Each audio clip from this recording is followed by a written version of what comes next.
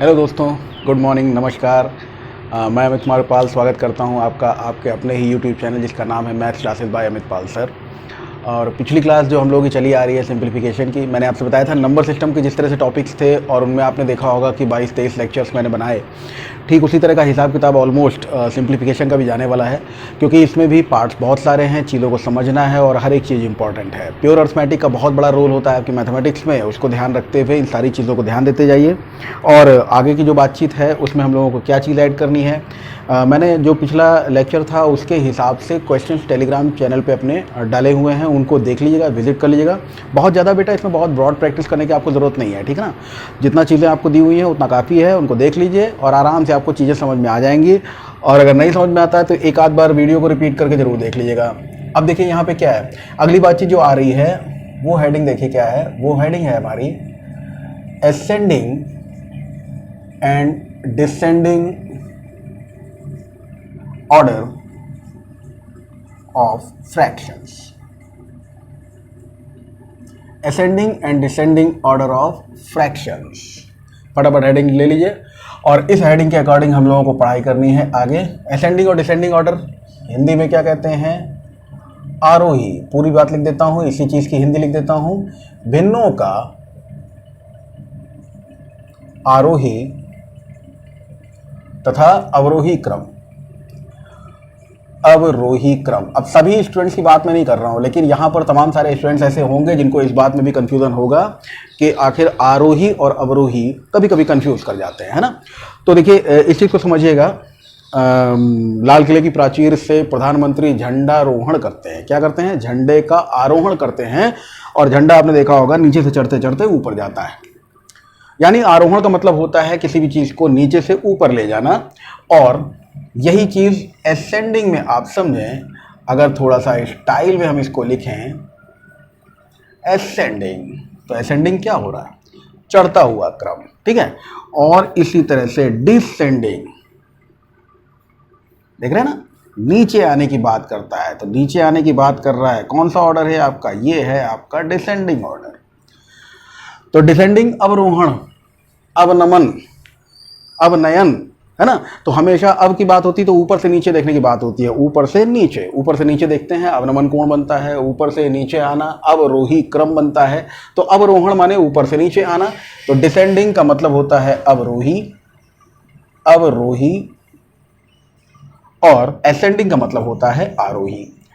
आरोही और अवरोही यानी चढ़ता हुआ क्रम और गिरता हुआ क्रम, ठीक। हिंदी भाषा की बात नहीं करूंगा, अंग्रेजी भाषा में डी जो होता है वो ज़्यादातर गिरने गिराने की बात करता है। डेथ होना, डाउन होना, डिसेंडिंग होना, डिमोरलाइज होना, डिप्रिशिएट होना और डिप्रेशन में आ जाना। डिप्रेशन में आके लोग क्या क्या कर रहे हैं देखा ही होगा आपने, है ना। तो इन सारी चीज़ों में डी जो होता है वो गिरने गिराने की बात कर रहा होता है। अब यहाँ पे कई लोग होंगे धर्मेंद्र टाइप के, गुस्सा हो जाएंगे तो डी कैसे गिरने गिराने की बात करता है। नहीं, मैं हिंदी वाली बात नहीं कर रहा हूँ भाई, अंग्रेजी वाली बात कर रहा हूँ, ठीक है। तो ascending and descending order, ascending चढ़ने की बात है, डिसेंडिंग नीचे आने की बात है। और अब एग्जाम्पल्स लेना शुरू करो। देखो पहला एग्जाम्पल लो। किसी भी फ्रैक्शन में अगर हम पहला एग्जाम्पल लेते हैं, सपोज कीजिए मैंने कुछ यहाँ पे फ्रैक्शंस लिख दिए, 7/13 लिख दिया, 6/13 लिख दिया, 2/13 लिख दिया, 10/13 लिख दिया और 5/13 लिख दिया। इस तरह कुछ फ्रैक्शंस हमने ले ली। अब ये बटे में 13 का मतलब क्या होता है? मैंने फ्रैक्शंस की शुरुआत में आपको बताया कि किसी एक चीज़ के 13 हिस्से कर दिए जाएं। 13 हिस्से कर दिए जाएं तो 13 में से 10 जिसको मिल गए हैं। मान लो आपकी मैम ने 13 क्वेश्चंस दे दिया और उसमें कहा गया कि भाई 13 नंबर्स का ये पेपर है, किसको सबसे ज़्यादा मिले हैं? जिसको 13 में से 10 मिले हैं। किसको सबसे कम मिले हैं? जिसको 13 में से 2 मिले हैं, है ना। ये रहा आपकी तरह का स्टूडेंट, ये रहा हमारी तरह का स्टूडेंट। अब इसमें ये गौर कीजिए, 13 13 13 13 13, सुरूर मत बोल दीजिएगा, है। ये सब कुछ 13 ही है, सब एक जैसा है। अगर सब कुछ एक जैसा हो हरों में, यानी अगर डिनोमिनेटर्स में आपको सब कुछ सेम दिखाई दे, तो आप सीधे सीधे न्यूमरेटर्स को, यानी अगर इसका असेंडिंग ऑर्डर हमें लिखना हो तो न्यूमरेटर्स को ध्यान देते जाओ। सबसे छोटा न्यूमरेटर कौन सा है? 2। तो 2/13 सबसे छोटा है। इससे बड़ा कौन है? इससे बड़ा हो गया 5/13। उससे बड़ा कौन? 6/13। उससे बड़ा कौन? 7/13। और सबसे बड़ा कौन? 10/13, ठीक है। तो ये हमारा असेंडिंग ऑर्डर। अब डिसेंडिंग ऑर्डर होगा तो इधर से चल देना। डिसेंडिंग ऑर्डर है तो ये सबसे बड़ा कौन? 10/13 उससे छोटा, 7/13 उससे छोटा, 6/13 उससे छोटा, 5/13 उससे छोटा, 2/13। तो ये एक क्वेश्चन का कॉन्सेप्ट हमने आपको दिया जिसमें आपको ये बात मालूम हो गई कि अगर डिनोमिनेटर सेम है, यानी हर अगर एक समान है, तो कुछ नहीं करना होता है, केवल अंशों का ध्यान देना होता है। ठीक है, चलिए असेंडिंग डिसेंडिंग वाली बात समझ गए, आरोही अवरोही। अब मुझे नहीं लगता कोई कंफ्यूजन होगा, इसको जैसे ही आप देखोगे समझ जाओगे। गिरता हुआ क्रम, चढ़ता हुआ क्रम। अब अगर एक और फ्रैक्शन लीजिए, जैसे हम एक और फ्रैक्शन की बात कर लें, एक और फ्रैक्शन हमने ली और उस फ्रैक्शन में हमने कहा 11/8, 11/7, 11/2, 11/9, 11/5। इस तरह की कुछ फ्रैक्शंस अगर आपके सामने हम रख दें तो पहले वाले फ्रैक्शन और दूसरी वाली फ्रैक्शन में क्या समता दिख रही है आपको, विषमता क्या दिख रही है, इस चीज़ को समझिएगा। पहली वाली फ्रैक्शन में जहां सभी हर एक समान थे, वैसे ही इस वाली फ्रैक्शन में सभी अंश एक समान है। और अगर अंश एक समान हो तो जो बात आपने यहां देखी थी उसका उल्टा आपको कर देना है। माने अगर इसका असेंडिंग ऑर्डर आपको निकालना हो तो इसमें जो सबसे बड़ा होगा वो होगा, जैसे ऊपर सब कुछ एक समान दिखाई दे, तो अब डिफरेंस कहाँ है, डिफरेंस है डिनोमिनेटर्स में, यानी हर अलग अलग हो गए। यहाँ पे हर एक जैसे थे, अंश अलग अलग थे, यहाँ पे अंश एक जैसे हैं, हर अलग अलग हैं। हर जो अलग अलग हैं उनमें जो सबसे छोटा हर है वो भिन्न वास्तव में सबसे बड़ी, और जो सबसे बड़ा हर है वो भिन्न वास्तव में सबसे छोटी होगी। इस बात को समझिए, 11/9 ये क्या है, ये सबसे छोटी भिन्न है। समझ में आ गया, 11/9 सबसे छोटी भिन्न है। इससे बड़ी कौन सी दिखाई, 9 से बड़ा कौन सा दिखाई दे रहा है, 8, तो 11/8 जो है उससे बड़ी है। उससे बड़ा कौन सा दिखाई दे रहा है, 11/7। उससे बड़ा कौन है, 11/5। और सबसे बड़ा कौन है यहाँ पे, सबसे बड़ा है 11/2। और अगर डिसेंडिंग ऑर्डर पूछे तो भैया इधर से चल दो, 11/2 सबसे बड़ा, यानी जिसके बटे में सबसे छोटी संख्या होगी वो सबसे बड़ा, और जिसके बटे में सबसे बड़ी संख्या होगी वो वास्तव में सबसे छोटा होगा। तो ये बात भी समझ में आ गई आपकी असेंडिंग और डिसेंडिंग वाली। ये हमने तब की बात की है जब हर एक समान हो और जब अंश एक समान हो। ठीक है, अब जब ये भैया दोनों चीजें अलग अलग होती हैं तो कठिनाई भी होती है और वही क्वेश्चन सबसे ज़्यादा पूछे भी जाते हैं। मैं पहले इस बात को थोड़ा सा और एलेबोरेट कर देता हूँ आपके सामने। अगर मान लीजिए 11/9 की वैल्यू आपको निकालनी है तो आप वैल्यू क्या निकालोगे, 9 1 कम 9, 2 बच गया, और 2 बचने के बाद में आप उसमें डेसिमल लगा ही चुके हो, 0 लगा दोगे, 9 दूनी 18, लगभग ₹1.20। अगर बटे में 8 होगा तो क्या होगा, बटे में 8 होगा तो आप कहोगे 8 1 कम 8, 3 बच गया, डेसिमल लगाने के बाद 0 बढ़ा दिया आपने, और 8 तिहाई 24। ठीक है, बटे में 7 है तो क्या होगा, इस बार आपने फिर से 7 1 कम 7, 4 बच गया, दशमलव लगा दिया तो वो 40 हो गया, और 7 बचे 35। देखते जा रहे हैं ना, ₹1.20, ₹1.30, ₹1.50। 11/5 अगर है तो यहाँ पर वैल्यू क्या आपको मिल गई, यहाँ पर वैल्यू मिल गई 5 दूनी 10, ठीक है, और 5 दूनी 10, ₹2.20। ठीक है, ₹2.20 की वैल्यू मिल गई, और यहाँ पर आपको क्या मिल गई, 2 पंजे 10 और 2 पंजे 10, ₹5.50। तो कौन सा बड़ा है कौन सा छोटा, आप ऐसे भी देख सकते हो, ₹1.20, ₹1.30, ₹1.50, ₹2.20, ₹5.50। क्लियर हो गया। इस तरह से हम लोग असेंडिंग ऑर्डर्स को और डिसेंडिंग ऑर्डर्स को, ये मैंने एक चीज का इंट्रोडक्शन दिया है, अगले वाले क्वेश्चन उसको देख लेते हैं। ठीक है, चलिए भाई, इतनी बातें होने के बाद कुछ और क्वेश्चंस देख लेते हैं। इसको क्लियर कर लीजिए, लिखा पढ़ी करते हो तो लिख पढ़ लीजिए, और नहीं अगर स्क्रीनशॉट लेकर ही ऑनलाइन काम चला रहे तो चला लीजिए, स्क्रीनशॉट ले लीजिए। मैं आगे बढ़ता हूं। सपोज कीजिए एक क्वेश्चन ऐसा लेते हैं जिसमें न्यूमरेटर और डिनोमिनेटर अगर सेम है तो क्या होगा, न्यूमरेटर सेम है, डिनोमिनेटर सेम है, मैंने बता दिया। अगर वो दोनों ही डिफरेंट हैं, फॉर एग्जांपल हमने एक फ्रैक्शन ली 8/13, एक फ्रैक्शन ले ली 2/5, एक फ्रैक्शन ले ली 1/3, एक फ्रैक्शन हम ले ली 7/12, एक फ्रैक्शन ले ली हमने 6/9, 10, 11 ले लेते हैं,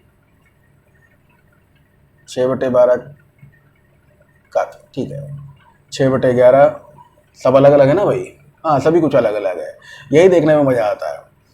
इसको थोड़ा छोटा कर लीजिए, 7/10 कर लीजिए इसको, 7/10, 13, 11, 10, काफ़ी इतना।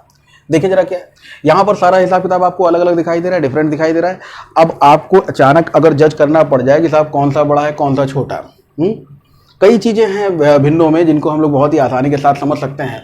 जैसे अगर यहाँ पर हम इस तरह से अप्रॉक्सीमेट वैल्यू निकालने की कोशिश करें तो भी हम अपना काम चला सकते हैं। उसके अलावा भी मैं एक तरीका दूंगा, ठीक है, वीडियो आगे बढ़ाकर देखिए, अभी आपको समझ में आ जाएगा अगला तरीका क्या है, लेकिन ये भी आसान है। देखिए किस तरह से, जैसे यहाँ पर अगर हम बात करें तो इसको सॉल्व करने के सबसे पहले आपको दशमलव लगाना पड़ेगा, आगे 0 हो जाएगा, तो ये हो गया 80 और 13 छंग 78, ठीक है, तो 0.6 लगभग 60 पैसा। अगली बात करें तो फिर आपने क्या कर दिया, पॉइंट लगा दिया, 20 हो गया, 5 चौक 20, 0.4 आ गया। अगली वैल्यू की बात करें तो आपको मालूम है 0.33 है, एंड सो ऑन, तो चलो 33 पैसा ले लेते हैं।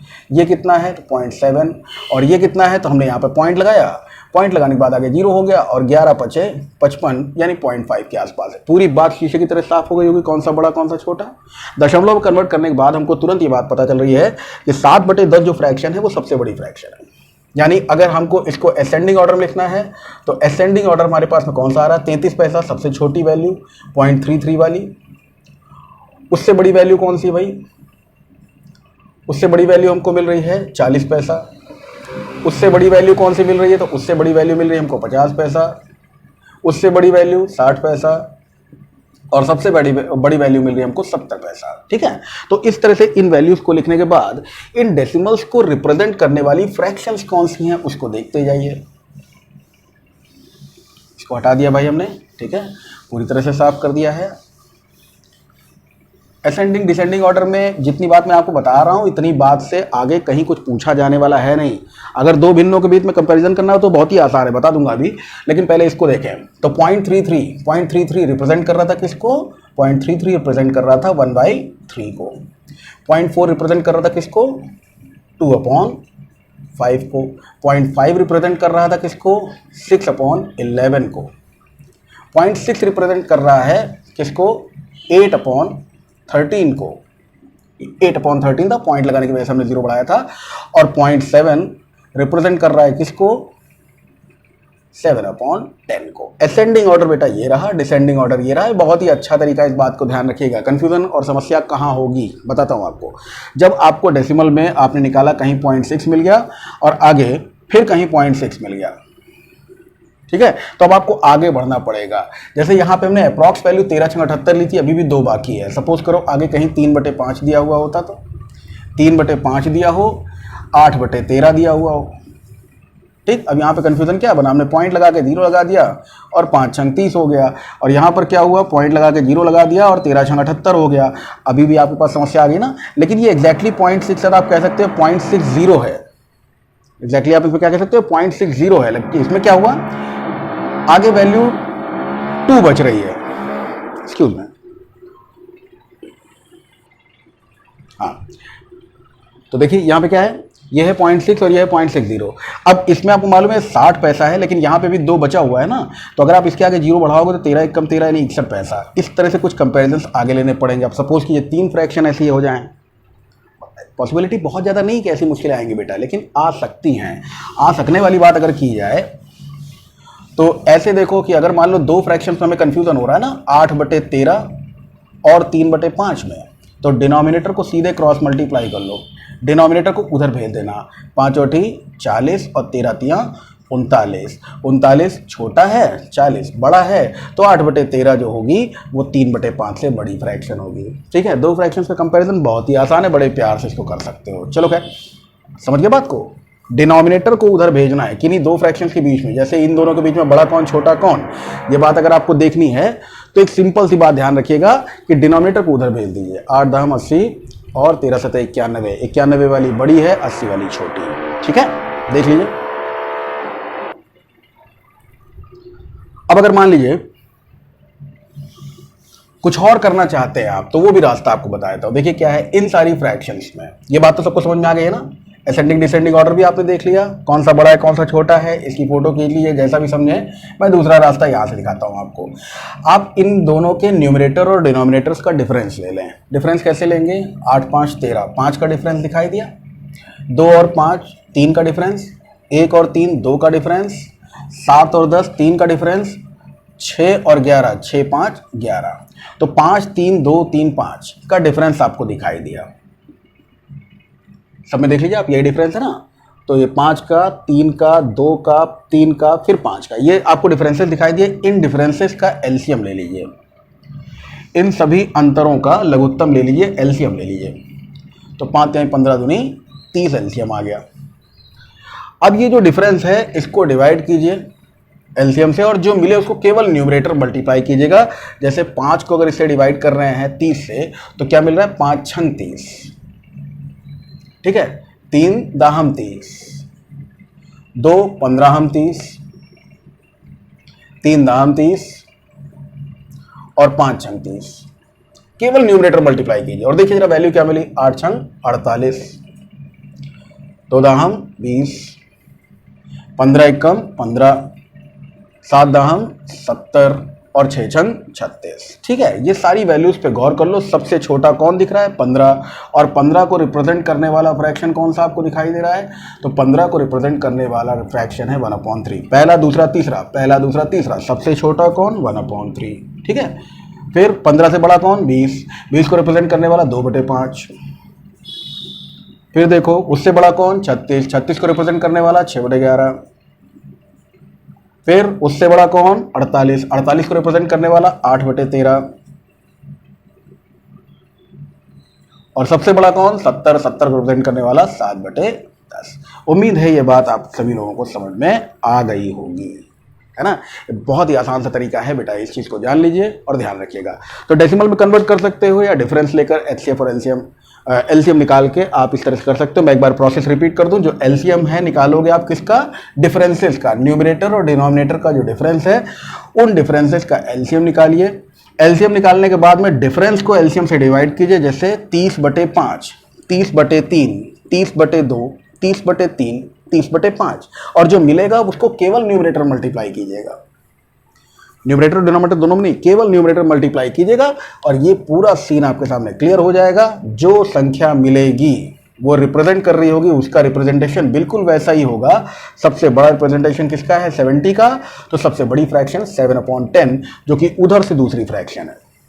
ठीक है भाई, इस तरह से आपका आंसर आ जाएगा। वैसे अगर ऑप्शन में देखा जाए ना, ये क्वेश्चन के ऑप्शन इसी तरह से बने, मुझे पहला ऑप्शन या दूसरा ऑप्शन ऐसे करके ऑप्शन आपको दिए हुए होंगे, तो इस हिसाब से आप देखोगे तो क्या करोगे कि जहां पर आप सबसे छोटी फ्रैक्शन देखोगे 15, सबसे बड़ी देखोगे 70, यानी ये जो बीच की ये जो दोनों हैं यही सबसे बड़ी और छोटी है। तो जहां पर आप जिस ऑप्शन में सबसे छोटी फ्रैक्शन 1/3 देख रहे हो और सबसे बड़ी 7/10, वही आपका आंसर हो जाएगा। कैसा लगा भाई, हैं? ये हो गया आपका असेंडिंग और डिसेंडिंग ऑर्डर। दो फ्रैक्शंस वाली बात मैं फिर से आपको बता दूं, किन्हीं दो फ्रैक्शंस में अगर कभी भी आपको पता करना है, जैसे इन दोनों फ्रैक्शन से पता करना है बड़ा कौन छोटा कौन, 6/11, 8/13, तो 13 छंग 78 और 11 8 88, मतलब साफ है कि 88 वाला बड़ा है 6/11 वाले से। सिंपल सी बात है। तो डिनोमिनेटर को उधर भेजना भाई, इसको उधर भेजना, डिनोमिनेटर को उधर भेजना है, न्यूमरेटर नीचे ना ले आना, नहीं गड़बड़ हो जाएगी, उल्टा आ जाएगा। ठीक है, तो ये हो गया आपका असेंडिंग और डिसेंडिंग ऑर्डर। अगली बात करते हैं जरा कॉन्टिन्यूड फ्रैक्शन पे।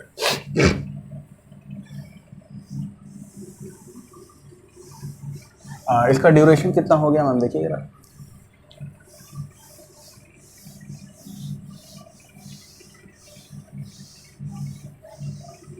अट्ठारह मिनट। चलो कंटिन्यूड फ्रैक्शन का एक छोटा सा एग्जांपल ले लेते हैं, उसके बाद में आपको क्वेश्चंस हम अगले वीडियो में करवा देंगे। कंटिन्यूड फ्रैक्शन है क्या, मैंने आपको बताया था, ये कंटिन्यूड फ्रैक्शन या लंगड़ी भिन्न कहते हैं इनको।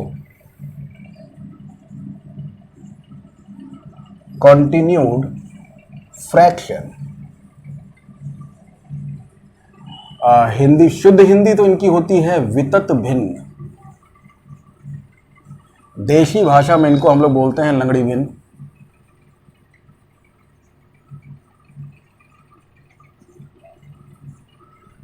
ठीक है, अब देखिए मैं इसका एक जनरल मेथड आपको बता देता हूं, क्योंकि ये क्वेश्चन जो होंगे, इन क्वेश्चंस में हमेशा ध्यान रखिएगा, ये सीधे सीधे नहीं पूछेगा आपसे। लोग बाग शॉर्टकट बताएंगे आपको कि इसमें ऐसे कर देना, ऐसे कर देना, कुछ नहीं।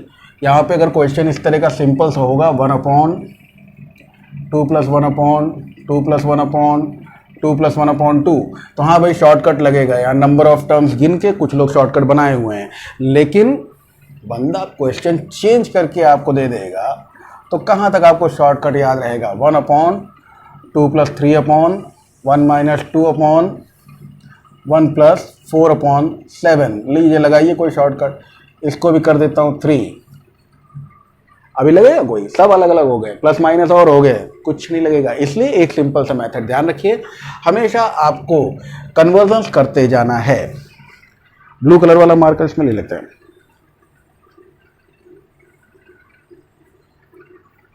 चलिए यहाँ पे देखिए, जैसे अगर मान लीजिए हमें यहाँ पे कन्वर्जन्स करने हो तो ये किस तरह से हो सकते हैं? 2 और 1/2 कितना हुआ? 2 + 1/2 सिखाया आपको, 2 दूनी 4 और 1 5/2, और 1/5/2 का मतलब बटे का बटा पलट जाएगा, यानी इस पूरे के पूरे फ्रैक्शंस की जगह पर 1/5/2 हमको मिलेगा 2/5, 2 + 2/5। सॉल्व करो इसको। अगर आपको 2 + 2/5 सॉल्व करना तो 5 दूनी 10 और 2 12, 12/5, और अगर 1/12/5 है तो ये 1/12/5 इस पूरे को पलट के आप क्या लिख सकते हो? 5/12 लिख सकते हो ना। अब अगर 1 + 2/5/12, बीच वाला मत देखना भाई, जिस पे हम सर्कल मार देते हैं, पहले सर्कल मारा गायब कर दो इसको, 2 + 2/5, फिर ये पूरे पे सर्कल है, गायब कर दो इसको, 2 + 5/12। अब 12 दूनी 24, 24 और 5 हो गया 29, यानी 1/29/12, तो पलट के आपको आंसर मिल गया 12/29। सिंपल सा आंसर निकालने का ये तरीका है कैलकुलेशन को स्ट्रांग बनाना। मैं स्टेप बाय स्टेप एक क्वेश्चन करके दिखा देता हूं, आगे की बातचीत भाई कल करेंगे, ठीक है। देखो यहां पे क्वेश्चन है 1 + 1/2 + 1/2 + 1/2 + 1/2, सपोज करो ऐसा क्वेश्चन है, ठीक है। तो इस क्वेश्चन को स्टेप बाय स्टेप अगर हम लोग सॉल्व करें, बहुत सारे क्वेश्चंस मिलेंगे इस पे आपको, शॉर्टकट भी मिलेंगे, लेकिन वो केवल इसी पर्टिकुलर पैटर्न पर प्लस या माइनस पर ही अप्लाई होंगे। अगर सारी डिजिट्स यहाँ 2 है, यहाँ 3 है, यहाँ 4 है, यहाँ 2, यहाँ 7, यहाँ 2, कुछ नहीं अप्लाई होगा, सब बेकार हो जाएगा। इसलिए एक जनरल मेथड लीजिए और उसी तरह से सारे क्वेश्चन को सॉल्व कीजिएगा। मैं इसका सोल्यूशन पूरा आपको दिखा देता हूँ कि अगर हम इसको देखें क्या कर सकते हैं। 1/2 + 1/2 + 1/2, 2 × 4 और 1, 5/2, ठीक है। तो ये बटे का बटा पलट जाता है, तो आपको मिलेगा 1/2 + 1/2 + 2/5, ठीक है। अब अगले स्टेप पे बात करो। अगले स्टेप की बात करें तो हमको मिलेगा 1/, देखिए 2 + 1/, 5 2 10 और 2 12/5, और फिर बटे का बटा पलटेगा तो वैल्यू क्या मिलेगी? 1/2 + 5/12, ठीक है।